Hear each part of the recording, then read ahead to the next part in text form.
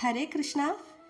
ഭഗവാൻ ശ്രീ ഗുരുവായൂരപ്പൻ ശരിക്കുള്ള പാരിജാതം തന്നെയാണ്, എന്തും കൊടുക്കുന്ന പാരിജാതം.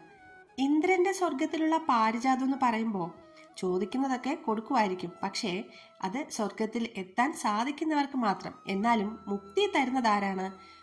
ഭഗവാൻ ഗുരുവായൂരപ്പൻ എന്ന് പറയുന്നത് മുക്തിയെ തരുന്ന ആളാണ്. നമ്മൾ ഭൂമിയിൽ ഇരിക്കുമ്പോൾ തന്നെ നമുക്ക് എല്ലാം തരുന്ന ആളാണ് ഭഗവാൻ. അതുകൊണ്ടാണ് ഭഗവാനെ പൂർണ്ണമായും ആശ്രയിക്കാൻ മേൽപ്പത്തൂര് പറയുന്നത്.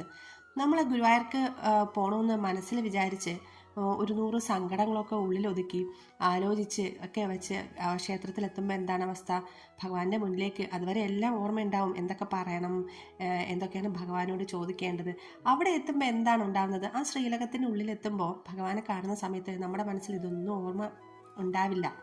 പുറത്തിറങ്ങുമ്പോഴാണ് നമ്മൾ ഓർക്കുന്നത് പറയാൻ മാറ്റിവെച്ച കാര്യങ്ങൾ, അല്ലെങ്കിൽ ഇങ്ങനെ പറയണമെന്ന് ഓർത്ത് വെച്ച കാര്യങ്ങളൊന്നും പറഞ്ഞില്ലല്ലോ ഭഗവാനെ എന്ന്. പക്ഷേ അതിൻ്റെ ഒന്നും യാതൊരു ആവശ്യമില്ല. നമ്മൾ പറയാതെ തന്നെ ഭഗവാൻ എല്ലാം അറിഞ്ഞിട്ടുണ്ടാവും.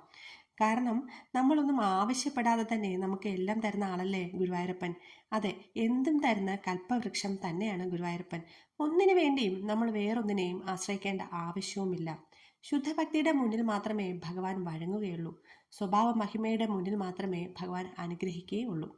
അപ്പോൾ എല്ലാവരെയും ഭഗവാനും രാധാറാണിയും അനുഗ്രഹിക്കട്ടെ. രാധേ രാധേ.